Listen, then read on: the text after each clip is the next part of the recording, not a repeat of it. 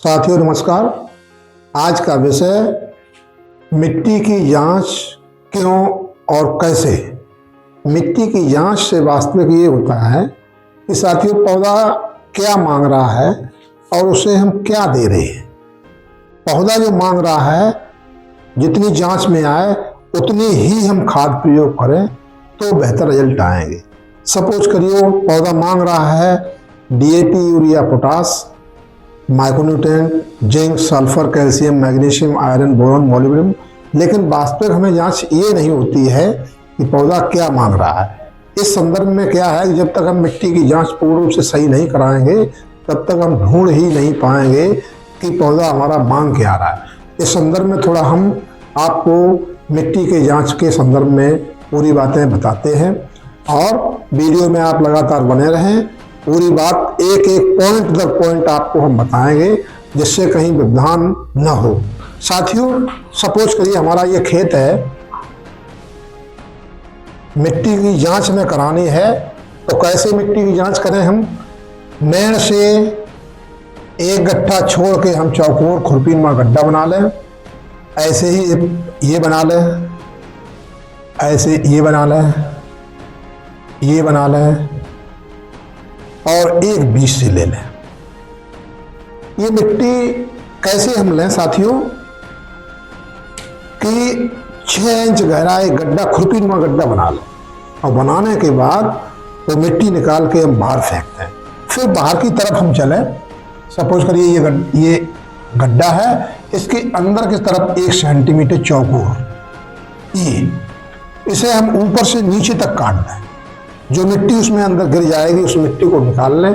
Suppose करिए 5 जगह से लगभग 250 किलो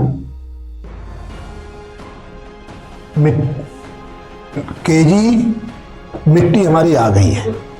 इस मिट्टी को हमें क्या करना है कि सपोज करिए हमारा मिट्टी का ढेर बना हुआ है 2.5 किलो मिट्टी का, उसे हम 4 भागों में बांट लेंगे और बांटने के बाद ये दोनों भाग हम फेंक देंगे और ये दोनों भाग जो बच रहे हैं वो मिट्टी लगभग 1.25 किलो, इतनी मिट्टी बचेगी। फिर दोबारा ये क्रिया करेंगे। पहले हमने ये वाली मिट्टी फेंकी थी, दोबारा हम ये वाली मिट्टी ले लेंगे तो लगभग 750 ग्राम मिट्टी हमारी रह जाएगी या 500 ग्राम मान लें। इस मिट्टी को हम लें और लेने के बाद क्या करें, इसमें हम खेत का नाम, कृषक का नाम, खेत का नंबर होगा खसरा नंबर हम ले लें, कृषक का नाम, यहां पर हम पिता का नाम भी दे दें,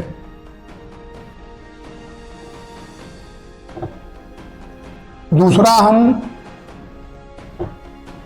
किसी नाम से भी ले सकते हैं, जैसे आम वाला है, पीपल वाला है, समर वाला है, ट्यूबवेल वाला है, इस नाम से भी हम पुकारते हैं।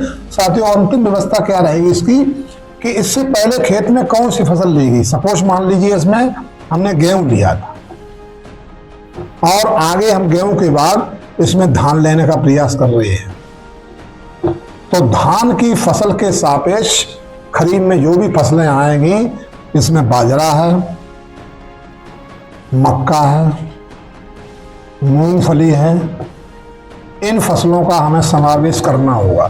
तो वहां पर हम 4-5 तरह की फसलों की जानकारी वहां पे हो जाएगी और जब वहां पे 5-6 तरह की जानकारी होगी तो हमें जो भी फसल लगानी है उससे ये होगा। साथियों ये क्यों जरूरी है इसके बारे में थोड़ा और बता दें। सपोज करिए हमारा ये पीएच मान, इसमें क्या हम देखते हैं, इसमें हम नाइट्रोजन देखते हैं, फास्फोरस देखते हैं, पोटास देखते हैं, सल्फर देखते हैं, कैल्शियम देखते हैं, मैग्नीशियम है, सल्फर है, मोलिब्डेनम है, जिंक है, जितने माइक्रोन्यूट्रिएंट है सभी की जांच हो जाती है। लेकिन बात हमने बताई थी आपको कि अगर हम कृषि विभाग में कराते हैं तो ये निःशुल्क है और अगर हम प्राइवेट सेक्टर में कराते हैं तो इसका हमें शुल्क देना पड़ेगा। शायद है मांगते हैं 100 से 120 रुपये, जिसमें सभी तत्वों की जानकारी वो देंगे आपको। और ये पीएच मान, ये साथियों बहुत जरूरी है। इसके लिए क्या है कि सपोज करिए यहाँ पर हमारा 0 है, यहाँ पर हमारा 14 है और यहाँ पर हमारा 7 है। वास्तविक जो है हमारा पीएच मान फसल का क्या कहता है कि 6.5, यहाँ पे 6.5 मान लें, यहाँ पे 7.5 मान लें। ये दूरी जो हमारी रहेगी, ये हमारा पैमाना रहेगा पीएच मान का, जिसमें क्या रहेगा कि इतने पर ही हमारी खाद काम करेगी। जितनी भी खादें साथियों बनी हैं वो इसी पर ही कार्य करेंगी।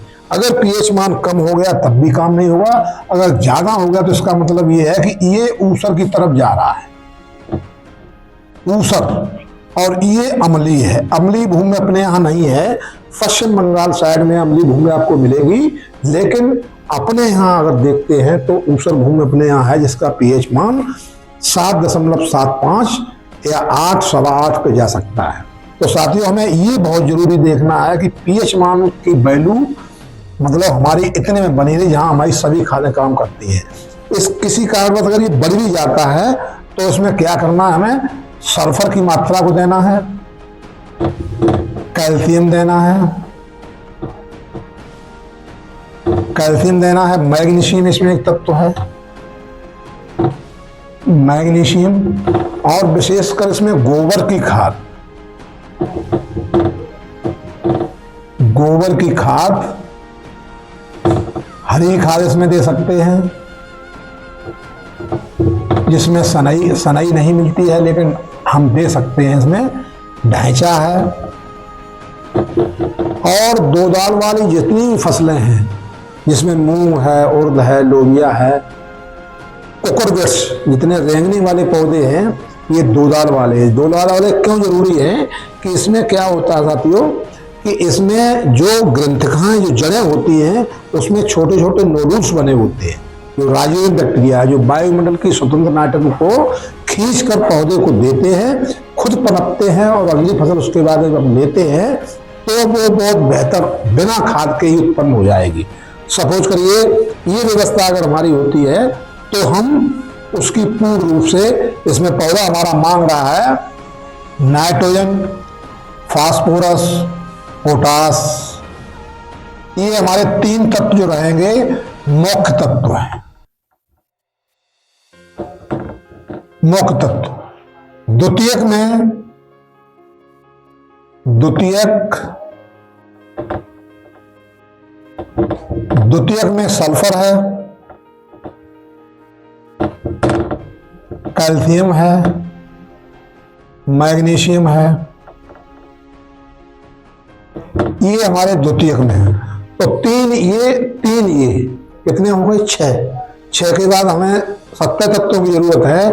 3 तत्व में जो कार्बन है, हाइड्रोजन और ऑक्सीजन, 3 तत्व में 2 तत्व में ये पानी से मिलते हैं। ऑक्सीजन यानी हवा हमें वातावरण से मिलती है। तो 3 और 3 6 और 3 9, बाकी बचे 8, जिसमें क्या है, इन्हें हम माइक्रोन्यूट्रिएंट के नाम से जानते हैं।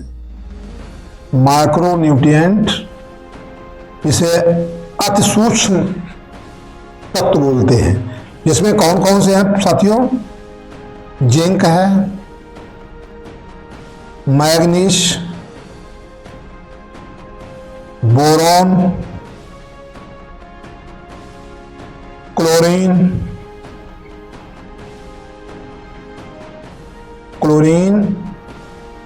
मैग्नीशियम,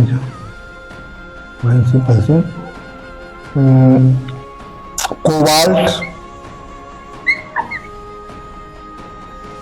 अन्य, इतने तत्व हैं कि हमारे 70 तत्वों की जांच की पूरी जानकारी हम ऐसे देते हैं।